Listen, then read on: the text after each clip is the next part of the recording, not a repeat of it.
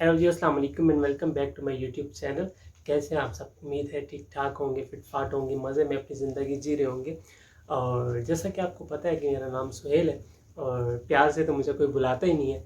तो आज फिर एक कहानी लेके हाजिर हूँ और जिन लोगों को नहीं पता उनको मैं बता दूँ कि जहाँ आप ये मेरी वीडियो देख रहे हैं यूट्यूब चैनल, उसके अलावा मेरा एक छोटा सा इंस्टाग्राम का पेज है। ये आप देख सकते हैं स्क्रीन पे या इधर।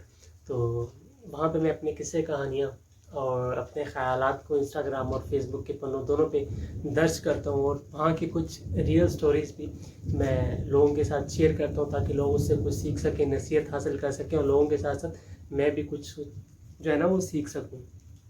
उसी का एक ये सिलसिला है कि अब मैंने उन जो है ना स्टोरीज़ को एक वीडियो की सूरत में बनाना शुरू कर दिया है ताकि एक ज़्यादा वाइड ऑडियंस तक पहुँचा जा सके। तो आप वीडियो पूरी देखिएगा, हो सकता है आज की स्टोरी में आपको कुछ सीखने को मिले। अच्छा जी, आज की जो स्टोरी है ना बड़ी एक सेंसिटिव है और बड़ी ही एक अजीब व गरीब सा वाक़या है। मुझे खुद समझ नहीं आया कि मैं इसको क्या मतलब एक रंग दूँ या क्या इसको टाइटल दूँ। टाइटल तो आपने देख लिया होगा। खैर, इस बंदे को मतलब ज़्यादातर मेरे पेज पे जो मुझसे सजेशन ले रहे होते हैं वो उनकी तादाद मतलब लड़कियों की तादाद ज़्यादा होती है, लड़के बहुत माइनर होते हैं। अगर कोई होता भी है तो वो जो है ना अपनी स्टोरी शेयर करना पसंद नहीं करते। लेकिन ये जो भाई साहब हैं इन्होंने मुझसे पूछा कि यार आप अपनी सजेशन दें और काइंडली आप मेरी जो है वो स्टोरी शेयर भी कीजिएगा ताकि लोग इस स्टोरी को सुने और लोग भी अपनी राय दें कि मैं क्या करूँ। तो इसलिए आप इस स्टोरी को पूरा सुनिएगा और अपनी राय भी दीजिएगा। एंड पे मैं अपनी राय भी दूंगा और फिर आप भी अपनी राय दीजिएगा कमेंट सेक्शन में। हो सकता है किसी का भला हो जाए, मुझसे बेहतर राय आप दे सकते हो, तो इसलिए आप वीडियो पूरी दिखिएगा।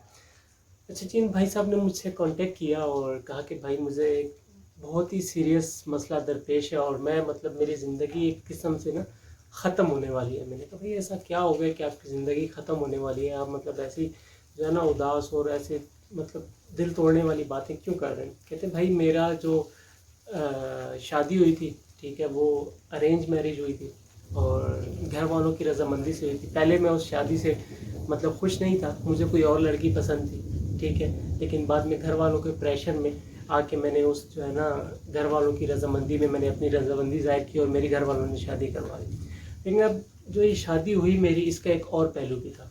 अब जो मेरी शादी हुई वो मेरे ताया के घर हुई, ठीक है। अब जो मेरे ताया थे वो मतलब अब्बू के बड़े भाई भी थे और जो ताया थे उनके एक बेटे की शादी मेरी सिस्टर से हुई। कहते थे शादी मतलब जो मेरी सिस्टर थी और जो मेरे कज़न के बेटे थे मतलब वो एक दूसरे को पसंद करते थे, ठीक है। और जो है ना घर वाले मान नहीं रहे थे इस शादी पे, ठीक है। तो मतलब अब वो सिस्टर ने ज़िद की कि मैंने शादी करनी ही करनी है, लेकिन घर वाले नहीं मान रहे थे। फिर इसका कोई और हल नहीं निकला तो मेरे अब्बा ने ऐसा कहा कि मैं अपनी बेटी की शादी तब करूँगा जब आप अपनी बेटी की शादी मेरे बेटे से करेंगे, तो इस तरह मतलब लेन देन पे ये रिश्ता हो जाएगा। कहता मैं इस मतलब रिश्ते पे राज़ी नहीं था क्योंकि मैं किसी और लड़की को पसंद करता था, लेकिन अब घर वालों की मर्ज़ी थी और मैं था भी घर वालों पे डिपेंडेंट। तो जैसे तैसे मैंने थोड़ा बहुत रेजिस्ट किया जितना मैं कर सकता था, लेकिन जो है ना वो कोई बात नहीं बन रही थी। खैर मुझे फिर माँ बाप के आगे जो है ना अपना सर तस्लीम खम करना पड़ा, मुझे घर वालों के सामने रजामंदी जो है ना वो जाहिर करनी पड़ी और फिर मुझे ना मजबूरन अपने ताया की बेटी से शादी करनी पड़ी, जो मैंने कर ली। लेकिन कुछ अरसे के बाद फिर मेरी उसके साथ बहुत अच्छी अंडरस्टैंडिंग डेवलप हुई। हालांकि हमारी एक अरेंज मैरिज थी और अरेंज से ज़्यादा एक मजबूरी की मेरी मैरिज थी, मुझे कोई इंटरेस्ट भी नहीं था उसमें। खैर इंटरेस्टिंग जो है ना वो डेवलप हो गया और बड़ा अच्छा सिस्टम जो है ना मतलब चल पड़ा। कहते हैं इसी तरह हमारी शादी को ना 2 से 3 साल गुजर गए। अच्छा, कहते हैं इस दौरान मेरे जो है ना वो एक बेटा और एक बेटी पैदा हो गए, लेकिन मेरी सिस्टर की जो थी ना कोई औलाद नहीं थी। कहता मतलब शुरू में तो हालात नॉर्मल रहे, लेकिन जैसे जैसे जो है ना वो मतलब टाइम गुजरता गया तो सिस्टर का वहाँ पे रहना थोड़ा सा मुश्किल हो गया कि उसके ससुराल वालों ने ताने देना शुरू कर दिए कि तुम तो जो है ना हमारे लिए बदकिस्मत हो, तुम्हारी हमसे औलाद ही नहीं हो रही तुमसे।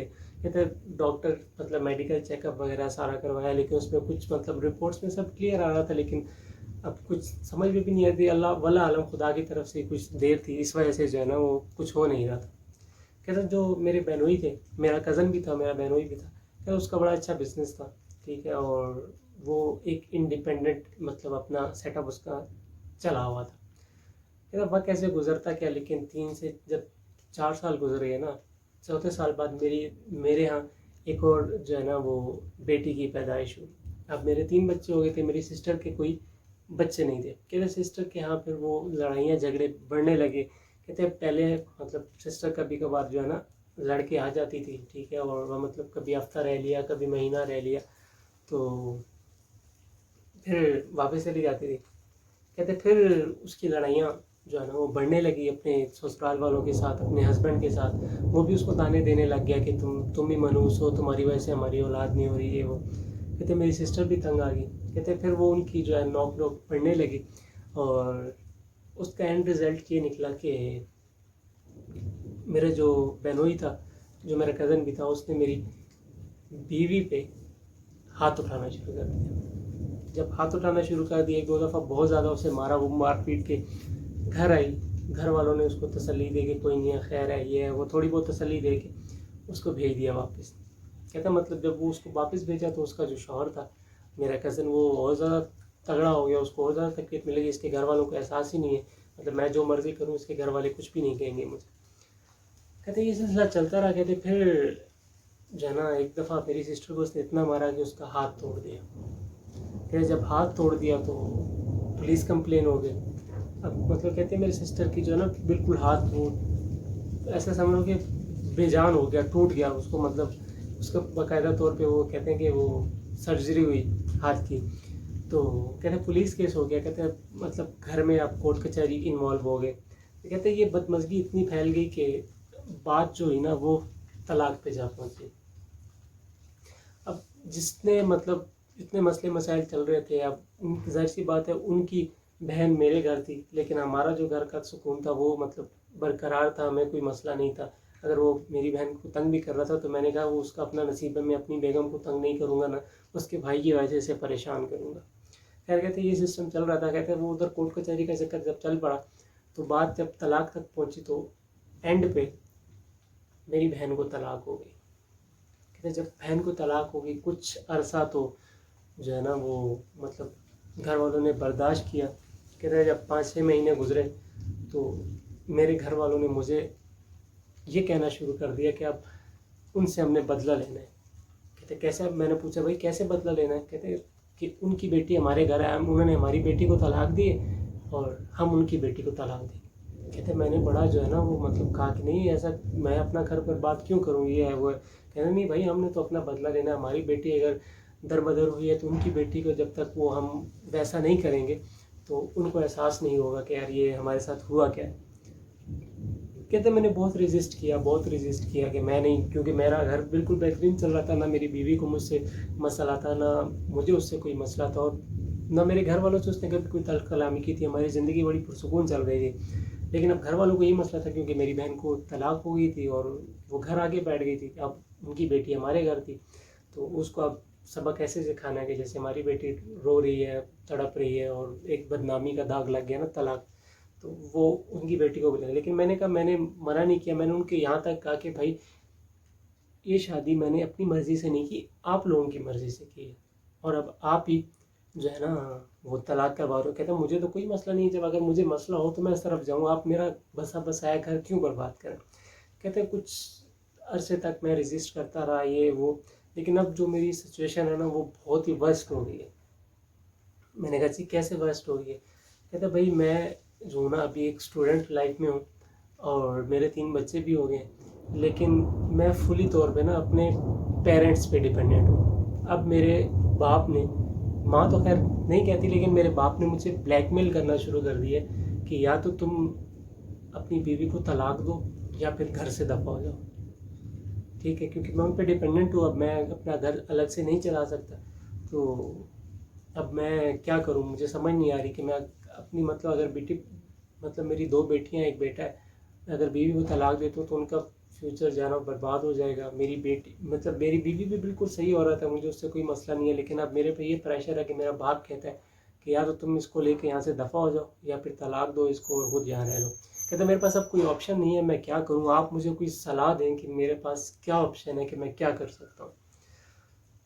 खैर मैंने इस पे टाइम लगाया, मैंने सोचा कि यार इस सूरत हाल में मतलब क्या किया जा सकता है, ठीक है, और क्या पॉसिबल सॉल्यूशंस हैं। तो मेरी समझ में जो आया, मैंने उन भाई को ये कहा कि मैंने कहा कुछ भी हो जाए, ठीक है, आप उस औरत को तलाक हरगिज़ नहीं दें, ठीक। क्योंकि अगर आपको उससे कोई मसला है, ठीक है, तो फिर तो आप चलें, जवाज़ बनता भी है, लेकिन महज आप इस वजह से अगर तलाक देंगे ना कि आपकी बहन को तलाक हुई और आपके अब्बा जो है वो मतलब ज़बरदस्ती तलाक दिलवा रहे हैं, तो ये तलाक एक जायज़ काम है, लेकिन अल्लाह ताला को सख्त नापसंद है। मतलब जैसे ये ना बहुत सख्त नापसंद काम है, अल्लाह ताला ने इसको जायज़ करा दिया, लेकिन अल्लाह ताला को बहुत सख्त नापसंद है। रही दूसरी तरफ बात कि अपने बाप का हुक्म माने, ठीक है, हर हुक्म माने, लेकिन जो गलत है उस हुक्म को कभी नहीं माने। जिससे किसी का दिल टूटता हो, जिससे किसी का घर बर्बाद होता हो, और किसी का आपका अपना घर बर्बाद हो।